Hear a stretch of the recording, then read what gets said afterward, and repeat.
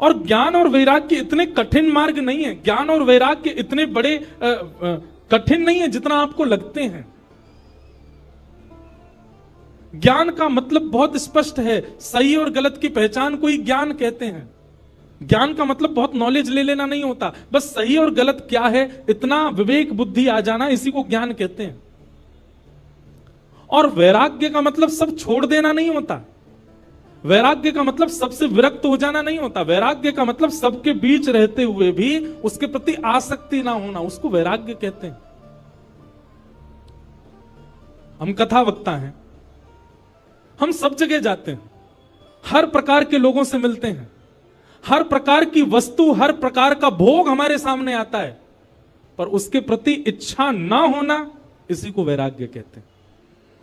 विदेश भी जाते हैं, सब जगह घूमते हैं, जो एक भोगी व्यक्ति, संसारी व्यक्ति कर सकता है वो सब हमारे सामने भी प्रस्तुत होता है, पर सामने प्रस्तुत होते हुए भी उसको ना करना, यही वैराग्य।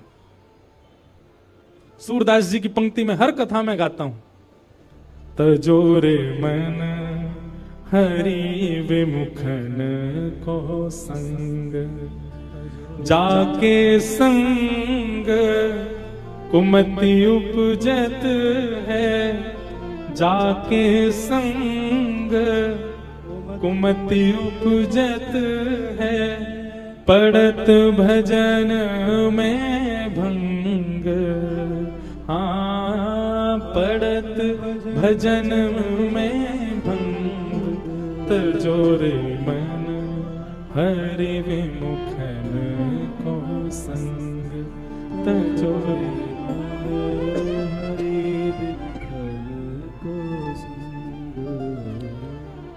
उन सब भावों का, उन सब वस्तुओं का त्याग करना है जिनसे ठाकुर जी की भक्ति कम होती है। प्याज और लहसुन खाना पाप नहीं है, आपको नरक नहीं जाना पड़ेगा उसके बदले, पर अगर आपके चित्त में प्रेम भक्ति है और आप इन तामसी वस्तुओं का यदि बहुत सेवन करते हैं तो प्रेम लक्षणा भक्ति कम हो जाएगी। आपके मन में त्याग की स्थिति है, आप बहुत जल्दी डिटैच हो जाते हैं चीजों से, लेकिन आप तामसी वस्तुओं का सेवन करते हैं तो आपके डिटैचमेंट की जो स्थिति है वो नष्ट होती चली जाएगी। साधक स्थिति, भक्त स्थिति हमारी कम होती है इन सब वस्तुओं के सेवन, इसलिए उसको मना किया गया। वो सब भाव वर्ज्य बताए गए हैं भक्ति मार्ग में जिनसे ठाकुर जी की प्रेम लक्षणा भक्ति कम होती हो, इसलिए उन्हीं भावों में हम पैंट पहन के क्यों नहीं करते कथा, हम टी शर्ट पहन के क्यों नहीं आते कथा में, बगलबंदी क्यों पहनते हैं, धोती ही क्यों पहनते हैं, ठाकुर जी की प्रसादी बनाने वाले को भी हम यही क्यों कह रहे हैं कि धोती पहन के बनाओ, हम आप लोगों से भी क्यों निवेदन कर रहे हैं कि कम से कम तिलक लगाओ, कंठी माला गले में धारण करो।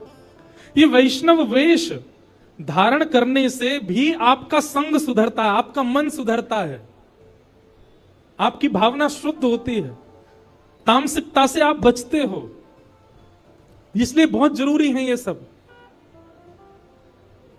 तो वैराग्य का मतलब सब छोड़ देना नहीं होता, वैराग्य का मतलब सबके बीच रहते हुए भी उसके प्रति आसक्ति ना होना, इसको वैराग्य कहते हैं। ये भक्ति के दो पुत्र हैं, ज्ञान और वैराग्य। जब तक ये चित्त में नहीं आएंगे भक्ति महारानी प्रसन्न नहीं रह सकती, इसलिए इन दोनों को चित्त में धारण करो।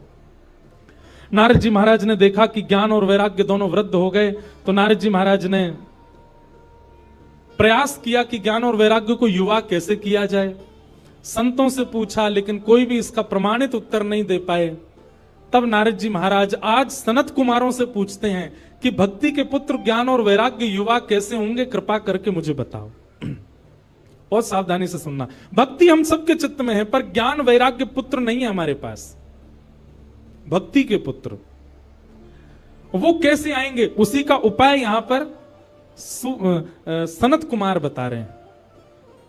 और सनत कुमार कहते हैं ज्ञान वैराग्य की पुष्टता के लिए, ज्ञान वैराग्य के लिए, युवावस्था के लिए क्या करना है। सत्कर्म सूचको नूनम ज्ञान यज्ञ स्मृतो बुधई श्रीमद् भागवतालाप सतु गीत सुखादि। बोले भक्ति के सहित ज्ञान और वैराग्य को यदि चित्त में युवान करना है तो भागवत की कथा सुनो। श्रीमद् भागवत की सप्ताह कथा को ध्यान पूर्वक एक एक शब्द को श्रवण करो। सप्ताह पूर्ण होते क्या होगा, आपके चित्त में भक्ति के पुत्र ज्ञान और वैराग्य दोनों युवा हो जाएंगे। विवेक बुद्धि जागृत हो जाएगी, सही गलत में पहचान अपने आप प्रकट हो जाएगी, अपने आप डिटैच होना शुरू कर दोगे। देखिए, डिटैचमेंट का मतलब केवल किसी वस्तु व्यंजन व्यक्ति से दूर हो जाना नहीं होता।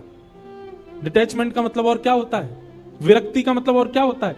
आपके घर में कुछ ऐसी वारदात हो गई, भगवान ना करे कुछ हो, ऐसा कुछ हो गया जिसके कारण आप बहुत विचलित हो गए। विचलित आप कब होगे, परेशान आप कब होगे, जब आपके चित्त में विरक्ति नहीं होगी। लेकिन कथा आपको ऐसा बना देगी कि फिर चाहे जीवन में जो हो जाए, आपकी लाइफ के साथ चाहे जो कुछ हो जाए, आप उससे टूट नहीं सकते, आप उससे परेशान नहीं हो पाओगे। व्यक्ति टूट जाता है, गिर जाता है, बिखर जाता है और फिर कोसता है ठाकुर जी को, मेरे साथ ये क्या हो गया। ये वही व्यक्ति करता है जो आध्यात्मिक नहीं है। लेकिन आध्यात्मिक व्यक्ति कभी टूटता नहीं, कभी बिखरता नहीं, कभी परेशान नहीं होता। वो अपनी जीवन में आने वाली परिस्थितियों से जूझना सीख जाता है और ये भागवती सिखाती है उसको। सुदामा जी महाराज के जीवन में नहीं आई थी, बहुत विषम परिस्थितियां आई। मीराबाई के जीवन में नहीं आई, बहुत विषम परिस्थितियां आई। अरे कहां तक कहें, जिस पति से विवाह हुआ मीराबाई का, बस वे ही एक सपोर्टर थे उनके ससुराल पक्ष में, और कोई सपोर्ट नहीं करता था मीराबाई को। वे भी कुछ महीनों बाद ही भगवत धाम चले गए, अकेली मीराबाई रह गई अपने परिवार में। लेकिन फिर भी कभी टूटी नहीं मीराबाई, अपने ठाकुर जी की भक्ति करती हैं। राणा ने, उनके देवर ने जब राजपाट संभाला मेवाड़ का, तो मीराबाई के लिए बोले कि ये बहुत चरणामृत पीती है, इसको विष पिला दो। विष भेज दिया, विष तक पान किया। ठाकुर जी को हरण करवाने के लिए ना जाने क्या क्या किया। मीराबाई के चरित्र पर, मीराबाई के उनके स्वभाव पर, उनके चरित्र पर उंगली उठाने के लिए मन चले लोगों तक को भेजा उनके कक्ष में, पर मीराबाई कभी टूटी नहीं, लड़ती रही, क्योंकि उनका विश्वास प्रगाढ़ है। उनकी भक्ति इतनी चित्त में जागृत हो चुकी है कि वो इन सब परिस्थितियों से परेशान नहीं होते। एक बात कहें, साधक की, भक्त की परेशानी ये नहीं होती कि मेरी जॉब नहीं लग रही है, या मेरे पैसे मैं इतने नहीं कमा पा रहा, बच्चे मेरी सुन नहीं रहे, या मेरे मन चाहे काम नहीं बन पा रहे। उसकी परेशानी का एक ही काम होता है, एक ही कारण होता है, क्या, वृंदावन जाने का मन हो रहा है, जा नहीं पा रहा, कथा सुनने का मन हो रहा है, मैं पहुंच नहीं पा रहा, सेवा करने की बहुत इच्छा हो रही है पर ठाकुर जी सेवा करा नहीं रहे। उसकी यही पीड़ा रहती है। मीराबाई की पीड़ा ये नहीं है कि उनकी ननद, उनके देवर, उनकी सास, उनका पूरा परिवार उनका विपक्षी है। उनकी पीड़ा केवल यही है कि नाथ, मैं वृंदावन कब जाऊंगी, मैं आपके उस धाम का दर्शन कब करूंगी।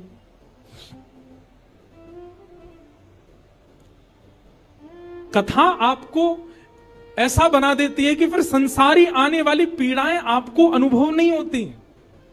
आपकी पीड़ा का कारण केवल ठाकुर जी हो जाते हैं कि ठाकुर जी क्यों नहीं मिल रहे हैं। पीड़ा केवल यह है।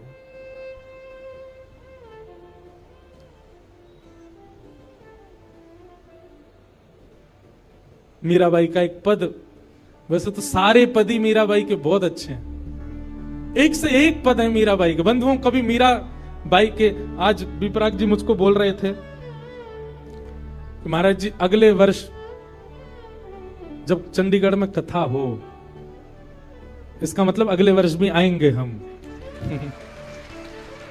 तो आपका भाव था महाराज जी अगले वर्ष जब कथा हो तो आप मीरा चरित्र सुनाइएगा। मीराबाई का चरित्र अब उन्होंने कहा है, बाकी तो हमारे लाल जी की इच्छा, क्या कहेंगे तो ठाकुर जी जाने। मीराबाई के बड़े सुंदर सुंदर पद हैं। मीराबाई कहती हैं, उनको कोई आके कहता तुम्हारे देवर इतना कष्ट देते हैं, तुम्हारी ननद इतना कष्ट देती है, छोड़ के चले जाओ ना इस परिवार को। मीराबाई कहती नहीं, जब तक कोई गुरुजन आज्ञा नहीं कर देंगे तब तक नहीं जाऊंगी। सहती रही मीराबाई। फिर एक दिन गोस्वामी तुलसीदास जी ने जब उनको आज्ञा की, जाके ही न राम वैदेही तजियता ही कोटि वैरसम यद्यपि परम स्नेही। वो कितना भी स्नेही क्यों ना हो, यदि उसके चित्त में ठाकुर जी नहीं है तो उसका त्याग कर दो। जब गोस्वामी तुलसीदास जी ने पत्र लिख करके मीराबाई को भेजा, तब मीराबाई ने अपने गिरधर गोपाल को उठाया, तब घर छोड़ करके अपने ससुराल को छोड़ के फिर वृंदावन आई। तब तक छोड़ा नहीं। मीराबाई से कोई कहता इतनी पीड़ा आपको देते हैं, आपको पीड़ा नहीं होती? मीराबाई कहती हैं, पल पल पिय को रूप निहारूं, निरख निरख सुख पाती। पल पल पिय रूप निहारूं, निरख निरख सुख पाती। मीराबाई कहती है पीड़ा तो देते हैं, पर जैसे ही पीड़ा आती है ना, तो पीड़ा आने पर मुझको लगता है कि ये मेरे साथ ऐसा क्यों कर रहे हैं। पर उसी समय मैं अपने लाल जी को जब देखती हूं तो लाल जी को देख करके लगता है मुझ पर चाहे जितनी पीड़ा आ जाए, ये तो मेरा साथ नहीं छोड़ रहे ना, ये मेरे संगी हैं। तो जब वे लोग पीड़ा देते हैं तो पीड़ा होती है, पर मैं तब लाल जी को देख ली तो लाल जी को देख करके मेरी पीड़ा दूर हो जाती है। आहा, यह संसार सकल जग झूठा, झूठा कुल रानाता। यह संसार सकल जग झूठा, झूठा कुल रानाता। इनकी पीड़ा मुझे कहां लग सकती है? झूठे लोग हैं ये, इनसे मेरा कोई संबंध नहीं है। साचे एक राधा रमण जो मेरे साथ हैं, मुझे पीड़ा क्यों होगी? यह संसार सकल जग झूठा, झूठा कुल रानाता। यह संसार सकल जग झूठा, झूठा कुल रानाता। मीरा के प्रभु गिरधर नागर, मीरा के प्रभु गिरधर नागर, साचे केवल मेरे नाथ हैं। मीरा के प्रभु नटवर नागर, मीरा के प्रभु नटवर नागर। हरि चरणाच चितराची गिरधर जन्म मरण रासा। गिरधर जन्म रासा। मीराबाई गा रही हैं, हम भी गाएं। गिरधर जन्म मरण रासा थे, गिरधर जन्म मरण रासा थे। गिरधर जन्म मरण रासा थे। गिरधर जन्म मरण रासा थे। हो आए नाय बिसरूं मैं दिन राती, हो आए नाय बिसरूं मैं दिन राती। हो आए नाय बिसरूं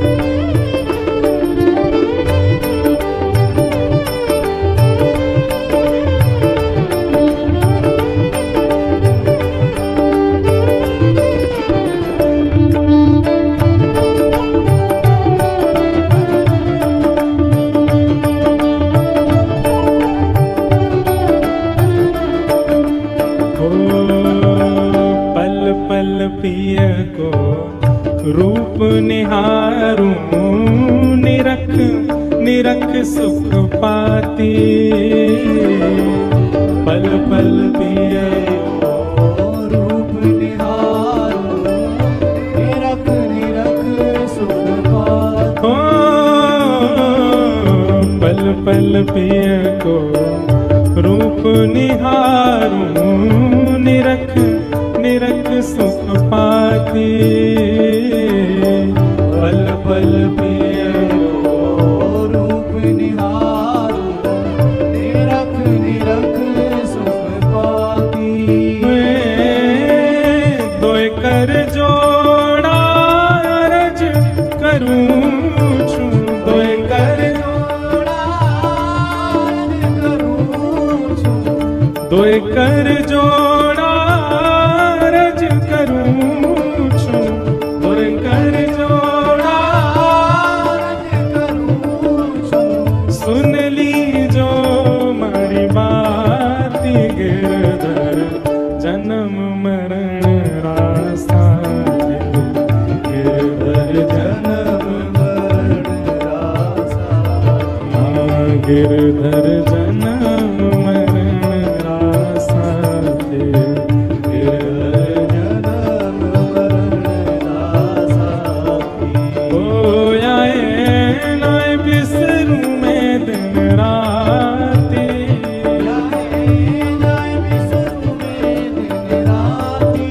ओ आए नाय बिसरूं मैं दिन राती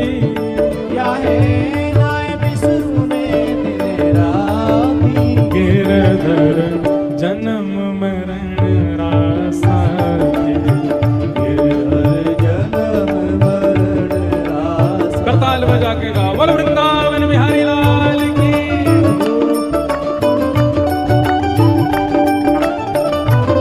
श्री राधा रमण लाल की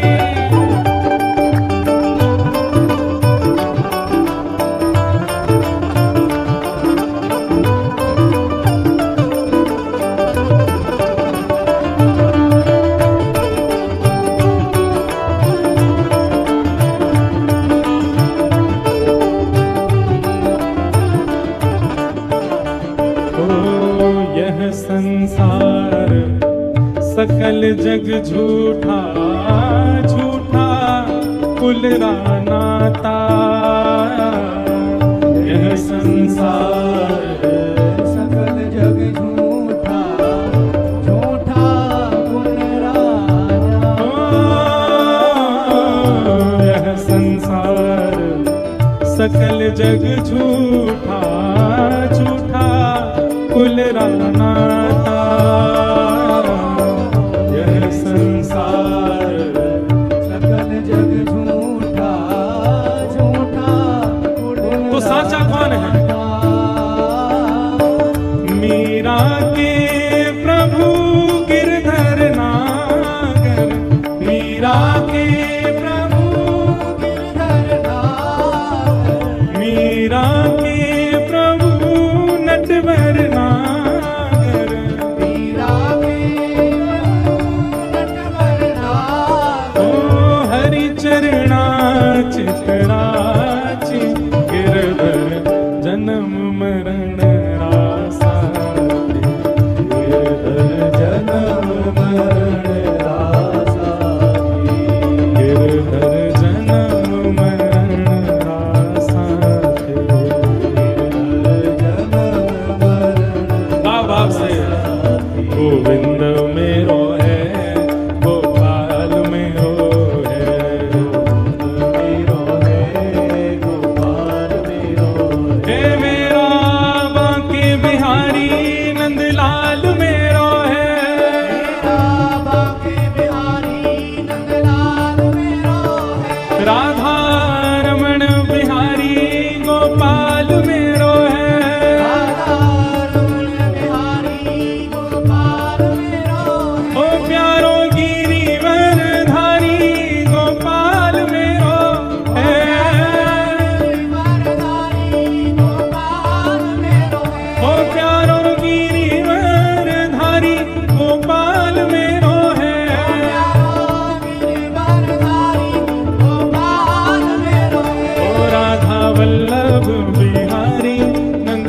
गोपाल मेरो है, राधा वल्लभ बिहारी गोपाल मेरो है, हे राधा रमण बिहारी गोपाल मेरो है।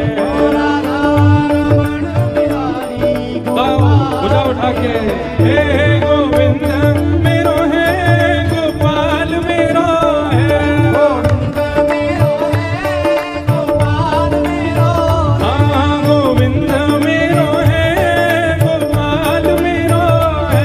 गोविंद मेरो है, गोपाल मेरो है, ओ प्यारो कुंज बिहारी नंदलाल मेरो है, कुंज बिहारी नंदलाल मेरो है, हे राधा मोहन बिहारी नंदलाल मेरो है, राधा मोहन बिहारी नंदलाल मेरो है, हे राधा वल्लभ बिहारी गोपाल मेरो है, राधा वल्लभ बिहारी गोपाल मेरो है, ओ राधा रमण बिहारी नंदलाल मेरो है, राधा रमण बिहारी नंदलाल मेरो है, हे गोविंद मेरो है, गोपाल मेरो है, मेरो है, गोपाल मेरो है, प्यारो गोविंद मेरो है, गोपाल मेरो है, गोविंद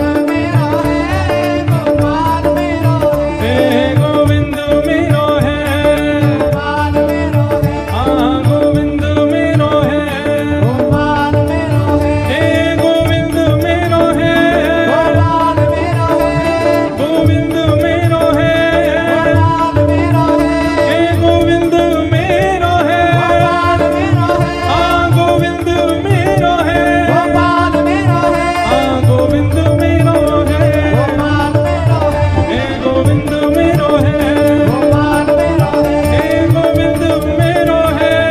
हे गोविंद मेरो है, गोपाल मेरो है, हे गोविंद मेरो है, गोपाल मेरो है, हे गोविंद मेरो है, गोपाल मेरो है, हे गोविंद मेरो है, गोपाल मेरो है, हाँ गोविंद मेरो है, गोपाल मेरो है, हाँ गोविंद मेरो है, गोपाल मेरो है, हे गोविंद मेरो है, गोपाल मेरो है, हे गोविंद मेरो है, गोपाल मेरो है, हे गोविंद मेरो है, गोपाल मेरो है, हाँ गोविंद मेरो है, गोपाल मेरो है, हे गोविंद मेरो है, गोपाल मेरो है, हाँ गोविंद मेरो है।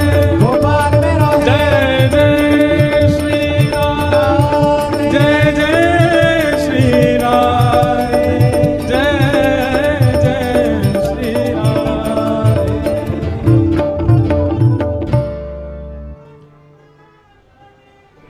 जय हो। विराज जाओ भाई, विराज जाओ। वाह, विराज जाओ लालाओं, विराज जाओ। ऐसी भक्ति एक में जगती भई दिखी पहले दिना, अंतिम दिन तक ये हाल है जाए महाराज सबरे यूं ही बोलते रहो। चंडीगढ़ के गली गली में एक ही नारा, क्या बोले, वृंदावन बिहारी लाल की। वाह। तो यह संसार सकल जग झूठा, झूठा कुल नाता। यह संसार सकल जग झूठा झूठा कुल रान्याता। मीरा के प्रभु गिरधर नागर, मीरा के प्रभु गिरधर नागर। हरि चरणा चितराचि गिरधर, जन्म मरण रासाथी गिरधर। जन्म मरण रास। तो मीराबाई की सब विपरीत परिस्थिति थी, पर मीराबाई ने किसी का त्याग नहीं किया। जब किसी संत की आज्ञा हो गई तो सब छोड़ दिया। तो कथा जो है हमको कैसा बनाती है कि फिर संसार के अर्थ तो आएंगे जीवन में, लेकिन आपको अनुभव नहीं होगा उनका। अभी संसारी व्यक्ति का स्वरूप कैसा होता है कि दाल में नमक नहीं है तो वो एक ही रोटी खाएगा फिर। लेकिन आध्यात्मिक व्यक्ति का स्वरूप कैसा हो जाता है कि जैसा बना है इतना मिल जाए कि हमसे भजन ना छूटे, वो पा ही लेगा। आध्यात्मिक व्यक्ति व्यवस्थाएं नहीं देखता। फिर आध्यात्मिक व्यक्ति को यह लगता है कि चाहे जैसा हो ठीक है, सब में हम राम राम तो बच पाएंगे, हम ठाकुर जी को स्मरण तो कर पाएंगे, जैसी है ठीक है, हमको स्वीकार है। वर्सेटाइल बनाती है कथा आपको। और क्षमा कीजिएगा, ऐसे कथा सुन सुन के नहीं बन पा रहे हो तो आप कथा सुन नहीं रहे हो, टाइम वेस्ट करते हो आकर के। कथा सुन करके तो ऐसे हो जाओ सहज, चाहे जैसी स्थिति जैसी परिस्थिति, संसार में जैसे लोग, जीवन में जितने आर्त विपत्ति पीड़ा कष्ट, आप प्रसन्न ही रहो, आप अपने समभाव में रहो। कोई दिक्कत आपको दिखनी नहीं चाहिए, होनी नहीं चाहिए। और छोटी छोटी बात पर सिर चढ़ जाता है आपका। ठाकुर जी मन में विचार करेंगे जाते मैं कैसे मिलूं, जो नेक नेक सी बात पे तो या को मूड चढ़ जाए, और मेरो तो स्वभाव है खेलना, और मैंने कहीं जाके या तो नेक खेल कर दियो सो ही रोने लगेगा।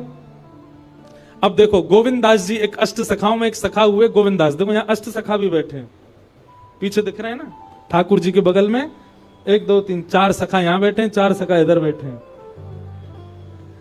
तो गोविंद दास जी एक गोविंद दास सखा हुए ठाकुर जी के। अब ऐसी लीला है कि पढ़े लिखे लोग तो इस लीला को सुनकर के बोलेंगे बताओ ऐसा भी होता है, पर वास्तविकता यही है। तो गोविंद दास जी ठाकुर जी उनके साथ खेलते थे। गुसाई जी तो आरती करते श्रीनाथ जी की, और सामने बैठे गोविंदास को देख करके ठाकुर जी अपने सहन चलाते। गोविंदास कहते डट जाओ आरती चल रही है अभी, और किसी दर्शनार्थी को नहीं दिखता था, बस गोविंदास को दिख रहा है, सूरदास जी को दिख रहा है, चीत स्वामी जी को दिख, इन अष्ट सखाओं को ही दिखता था। महाराज ऐसी ऐसी लीला गोविंदास जी के संग करते।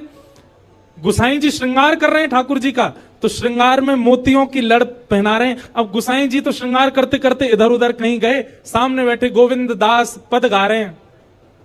आज ठाकुर जी की पीतांबर अति सोहे, गले में वैजंती माला अति सोहे, सिर पर मुकुट अति सोहे।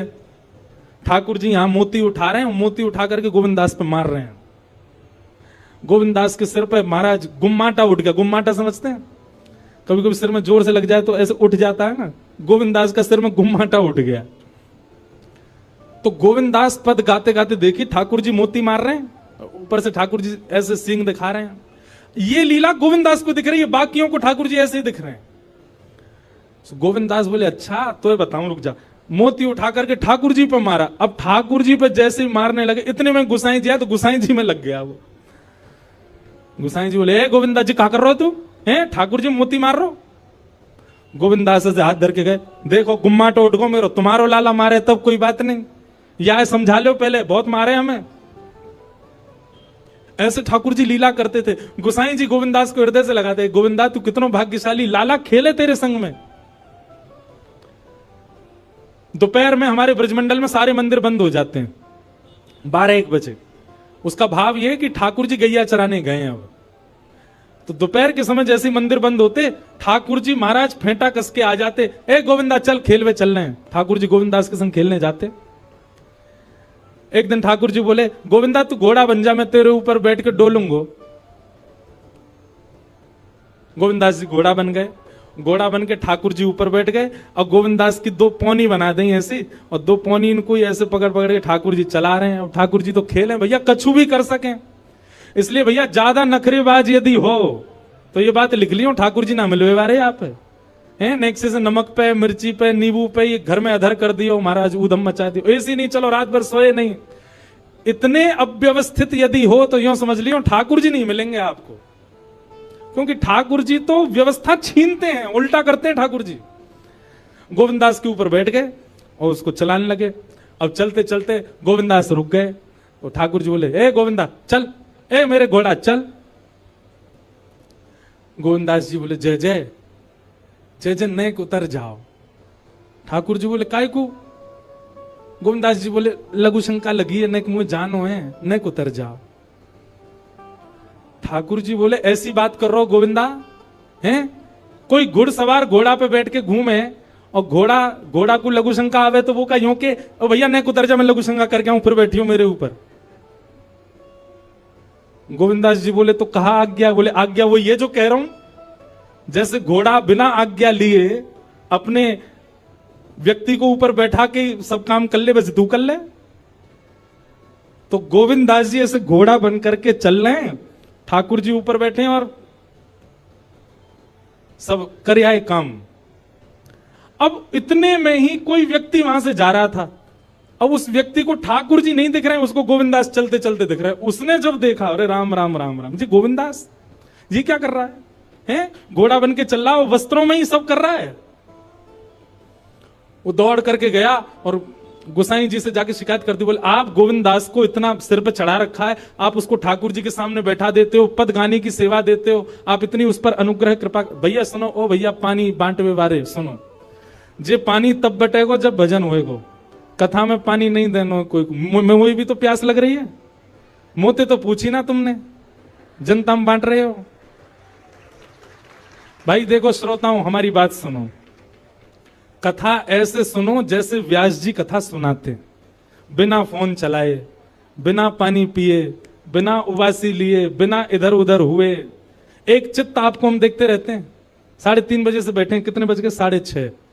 हमने पानी पिया। पानी पीने को मना नहीं है, पर जब भजन कीर्तन हो तब पियो, है ना। अब जिन जिन पर मिल गया वो डुकुस लो, पी लो और जिनको नहीं मिला वो पद का प्रतीक्षा करो, पद आवे तभी पानी बांटनो है। ठीक है भैया, पानी वारे भैया सबरे बैठ जाओ। बोलो वृंदावन बिहारी लाल की। मैंने कि हम लीला सुना रहे हैं, जिस सबरे इधर उधर क्या कर रहे हैं बताओ। तो महाराज किसी व्यक्ति ने गोविंद दास जी को ऐसे देख लिया, ओहो जो तो ऐसे ही डोल रहा है और चलते फिरती कर रहा है। गुसाई जी से जाकर के शिकायत कर दी और गुसाई जी से कही, बोले गुसाई जी आपने गोविंद दास को बहुत सिर पर चढ़ा लिया आज। अरे भाई, खड़े होके लघु शंका करना भी मना है शास्त्रों में, वो तो ऐसे बैठ करके चलते चलते कर रहा था, और वस्त्रों में ही कर रहा था, इतना अपवित्र, और आप उसको मंदिर की सेवा देते हो। गुसाई जी को सुन करके अच्छा नहीं लगा।